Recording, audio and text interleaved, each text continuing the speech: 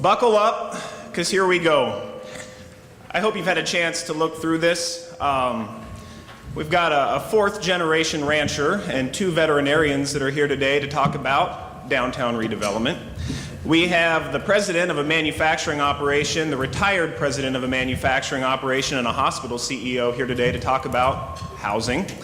We have industry partners here to talk about the importance of education, and we've got the education partners here to talk about the importance of working with industry. And to kick it off, we have partners in innovation. The governor highlighted the importance of collaboration in our state. The program that we'll highlight, amongst others to start this morning, the Business Innovation Act, is a tremendous example of collaboration. A program created and funded by our state's legislature, a program implemented by the state of Nebraska, and a program utilized and practiced by industry and higher education partners across the state. I'd like to introduce to start us this morning the moderator for our first panel, the CEO of Invest Nebraska, Dan Hoffman.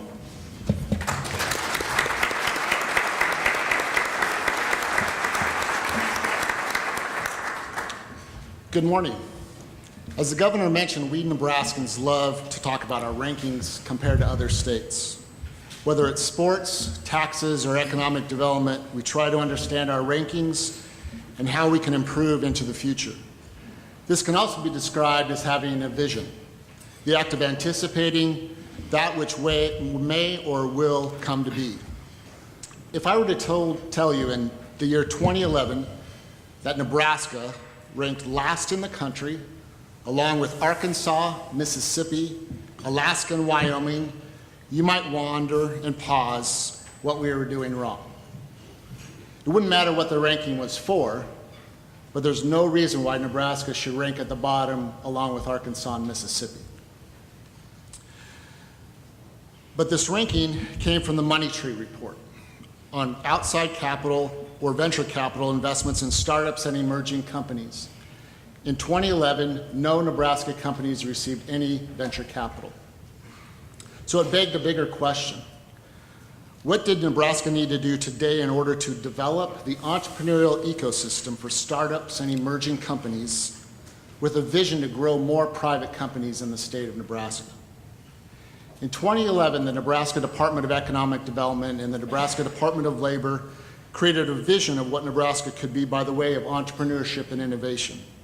What started with the Battelle study developed into the Business Innovation Act, introduced in the legislature in 2011 by then State Senator Galen Hadley and passed unanimously by the legislature.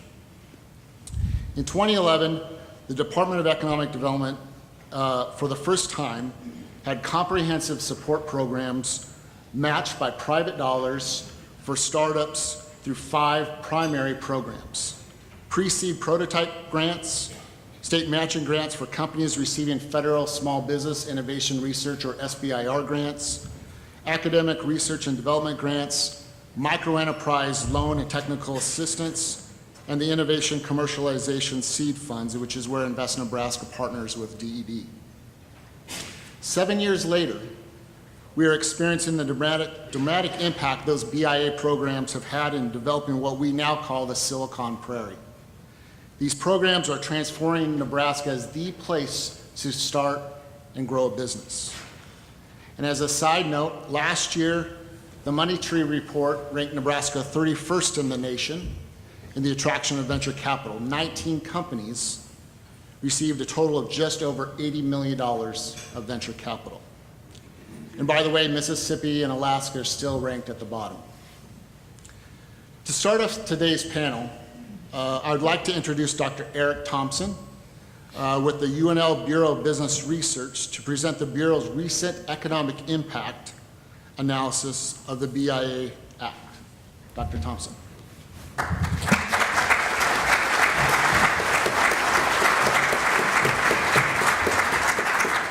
Thank you, Dan. I'm happy to be here today.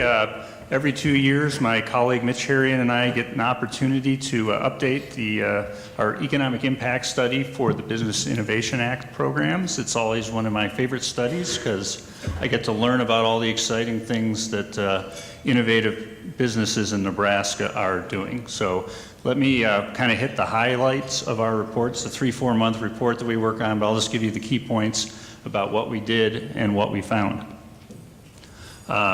Briefly, the methodology, talk a little bit about what the businesses are doing, their business activity, and the economic and tax revenue impact of the businesses. This 2018 report updates 2 previous reports in 2016 and 2014, and we'll show you a little bit of the progress between 2016 and 2018 as well. As Dan mentioned, we study each of those 5 programs that are part of the Business Innovation Act. One of the interesting things is these 5 programs are applicable to businesses throughout their early development, and what we see is that some of the businesses participate in several of these programs as they develop over time. We did survey about 225 businesses that have participated in the program.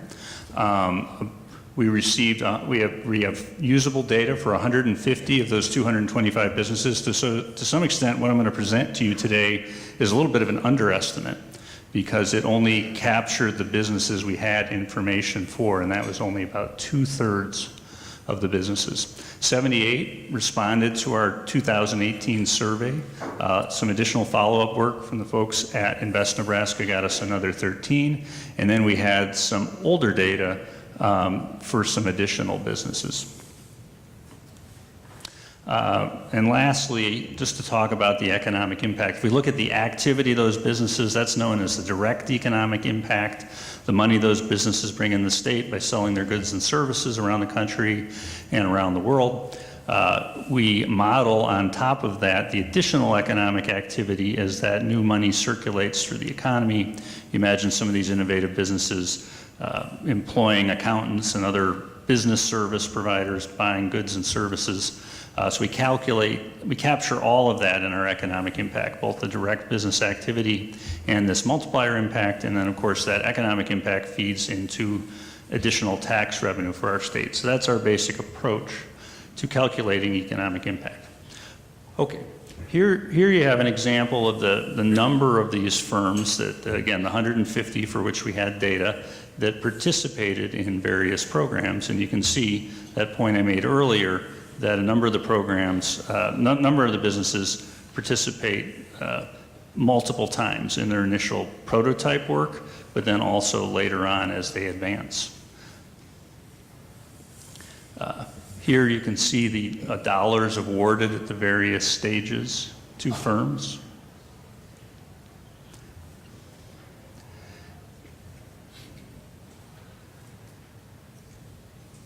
Oh, and let me just emphasize, so over this period, $22.5 million has been received. And what I'm going to show you on the next slide is what additional resources have those businesses brought in. So they've received $22.5 million from the state in these various programs, but what are the businesses and their customers bringing to the table? Well, just as those funds were received, these businesses also raised $55.1 million in matching funds, so about $2.50 in matching funds for each $1 received from the state. In addition, after that, they raised an additional $100.3 million. So in other words, an additional $4.46 million dollars for each $1 received from the state. The businesses that are further along are also now earning revenue, and we see that a similar amount, $100 million, has been received in revenue by these businesses. So about $4.50 for each $1 in state support. So that's one of the things that strikes me about the program every time we look at it, is how much additional revenue, how much additional capital investment the businesses are capturing beyond the state dollars that they receive.